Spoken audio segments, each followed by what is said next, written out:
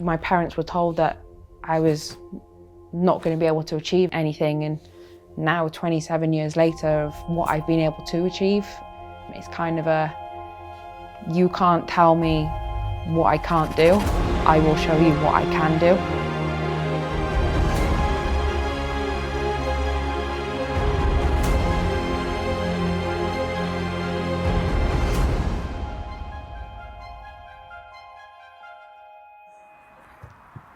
So you're both trying to anticipate of who's going to make that first move. For those types of touches, what's the type of save that you would go in for? Good. So I've been with the club now for 2 seasons.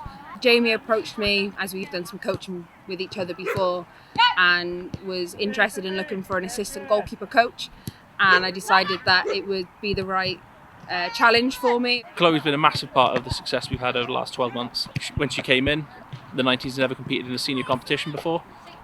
She's helped massively with the goalkeepers from last season in reaching not only the final of the South Wales Cup, but winning it in a penalty shootout. And then also, she's been a great help to the first team as well in supporting the keepers in the treble winning season. I'd say the favourite part of coaching is just being able to see players develop, and especially from a goalkeeper stand, it's seeing the confidence grow week in, week out. Coaching for me has been a massive part of my journey in football. It has become a little bit harder for me over the last year or so. I speak to the girls quite often of what I can and can't see, so they've really been able to understand the information that I'm giving them, but also allowing me the time to figure it out, process, and then tell them. Yeah, so Chloe was born coming up to 28 years ago now. She was absolutely fine. She was 3 weeks early, obviously in a rush to get to us, and everything seemed to be okay as such. Probably when she was about 6 weeks old, I started to realise that things weren't. She wasn't doing the same sort of things that I had an older son that he was doing. Started to realise that maybe her vision seemed to be affected. I wasn't able to kind of recognise if they were to come into a room, so I would be startled if people came in unannounced or there was little to no sound. And then as I got a little bit older, my parents figured out there wasn't something quite right, which then led to being referred to ophthalmologists within Cardiff, and then getting referred up to Great Ormond Street in London as well, which then I had the diagnosis of the optic nerve hyperplasia. My parents were told I'd have no sight at all, have part of my brain missing. I'd either wouldn't grow or wouldn't stop growing. It was really scary. It was really, really frightening. We thought the worst that could happen was she might need a pair of glasses. That was to us what we thought was the worst. Because we never in our wildest dreams thought that she would have a problem with that serious a problem with her vision. And being told that was really scary. And I just couldn't function for quite a while. My health visitor was amazing, because I phoned her straight away and I was just like, there's something wrong, I don't understand what's wrong with her. And she came round and sat with me for ages, because it was a really, really scary, frightening time. Her dad didn't take it very well. He didn't want to talk about it. He didn't want to talk about it to other people. I'm a bit more of a talker, so I did talk to lots of people. But it was, it's hard actually looking back on it now, because it's hard to actually summarise it on how we felt, because it was gut-wrenching, to say the least. But she constantly did loads of things that we never thought she was going to do. I didn't think she was going to be able to attend school. I didn't think she was going to be able to ride a bike. I didn't think she'd be able to play or do any of the things that all the other kids normally do. But she did. And she was constantly playing with a ball. Loved being outside with a football or a basketball or any type of ball. It didn't matter what it was. My parents decided they were going to get me involved in football. I had a couple of friends from school that were taking part in our local club, and I just remember always being part of the club, so I was part of Barry Bluebirds to start with. Interestingly, I was a goalkeeper, so obviously somebody you can't really see and you're putting them in goals is always an interesting one, but you adapt. I had really good coaches, they didn't treat me any differently. I had really supportive parents. They just put me within a mainstream team and just let me carry on just like everybody else. No, she did amazing. She always had loads of support from the boys as well that she played in the team with. I think it's because she started when she was about 5 and they were a nice little group of kids together and they all grew up and stayed in the same team together. I don't think they ever realised that she couldn't see as well as them. I don't think kids actually see that difference. So I don't think they did anything different for her because they felt she couldn't see.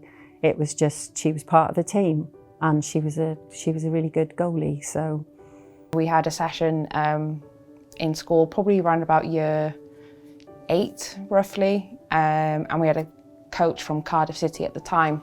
And I remember that night I was at home with my parents and my mum got the phone call saying, look, we've seen Chloe at a school training session and we want her to come down and have some trials with Cardiff City.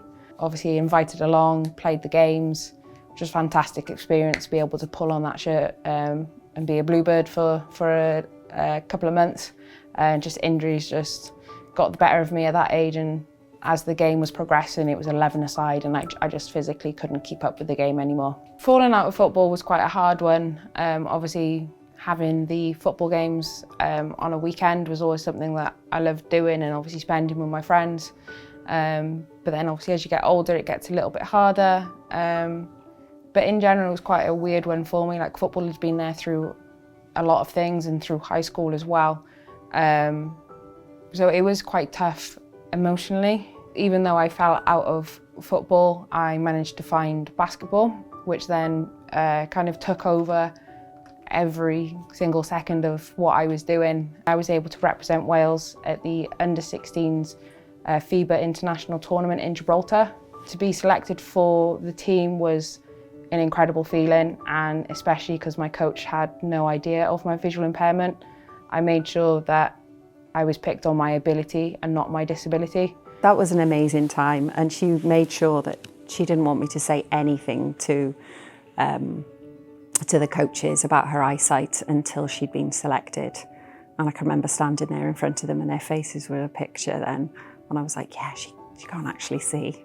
What do you mean? No, she is registered partially sighted. It's always been amazing to me when she'll say things like, because I'll be like, how on earth do you know how to, where the ball's coming from, what's it doing? And she'd be like, you can hear it. I can hear it through the air. Amazing. Things we don't even notice. Blind football is an adapted version of football, so it's five-a-side, played with sighted goalkeepers, and all your outfield players are registered blind, and to make it an equal playing field, all players wear eye patches and a blackout shade, because blindness is a spectrum, so just to make it a fair game for everybody, it's easier just to black it all out. So it's definitely a lot harder, it's a quicker game, you really have to know exactly where that ball is at all times, but also knowing where you are on the pitch as well.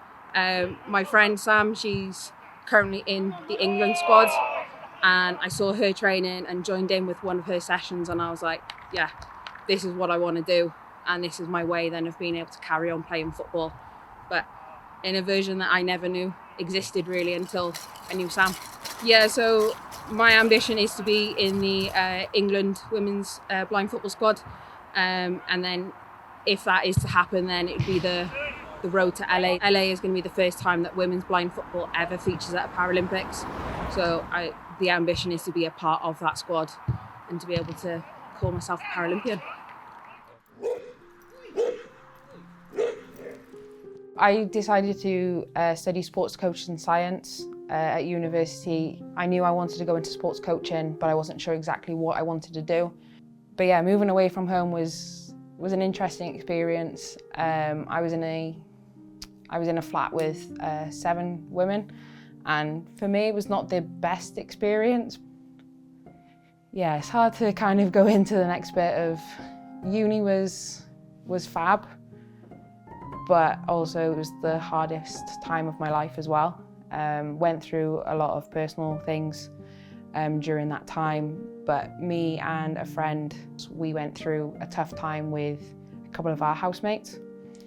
So it was first year, we all got on really, really well from the first time that we moved in, and then by February we'd had a falling out, and one of the girls had assaulted me and Molly in that time. It was a very, very difficult time for her and for us as well as a family to see what she'd actually gone through. She'd hidden an awful lot to start with. She didn't want to worry us, didn't want to, you know, make us aware of anything. But then to actually find out what this girl had been doing and how she'd behaved was just heartbreaking. And to think that she would be sat in her room, you know, hiding away, not going into the kitchens, not being able to get herself something to eat because of fear of what this girl was going to do was just appalling. And then to actually discover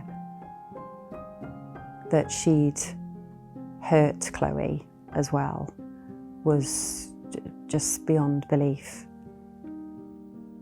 If I was navigating the university, how would I know of that flatmate if she was there, because she wasn't allowed to be around us?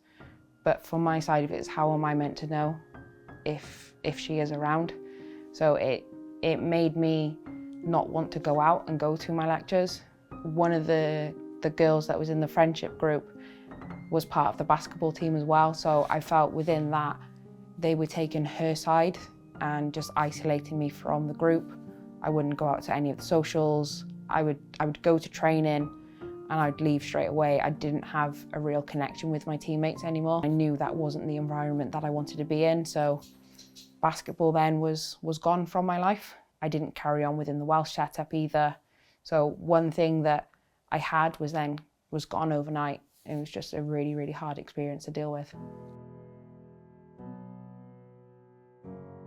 I graduated university in 2018. I saw a job advert come up for Cardiff City Foundation as an inclusion project worker. Yeah, I went for the role, had all the interviews, and they decided to take the chance and I got the role. So now I've been with the foundation for 5 years, an SEN multi-sports coach, and I primarily work with children with disabilities across Cardiff and the Vale. I go into primary schools and teach football along with literacy, numeracy, PHSE, and use the power of the football club to allow children to access sport and be able to achieve their full potential.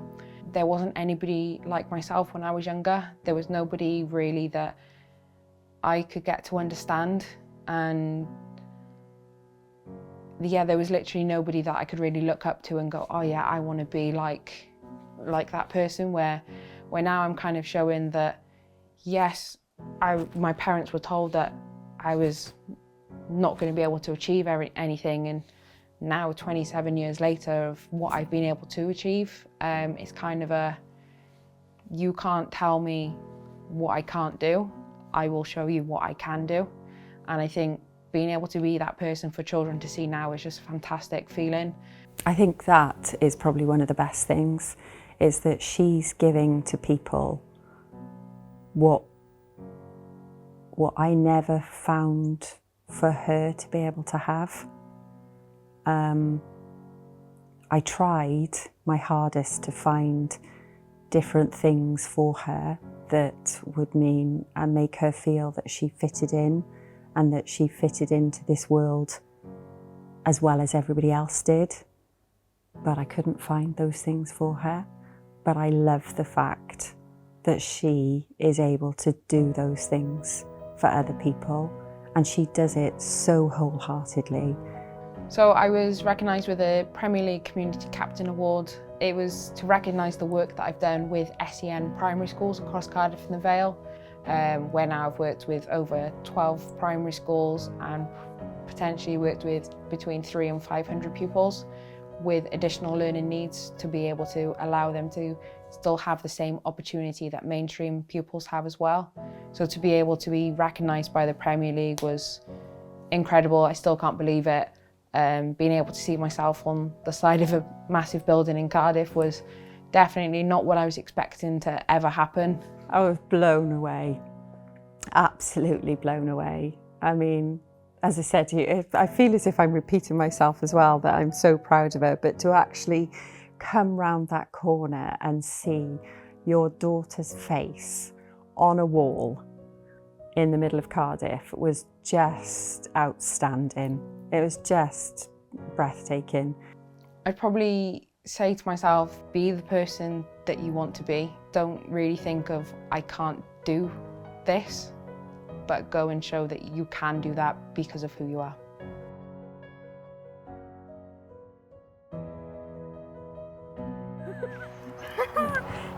You want to go? Where do you go? Grace, let's go!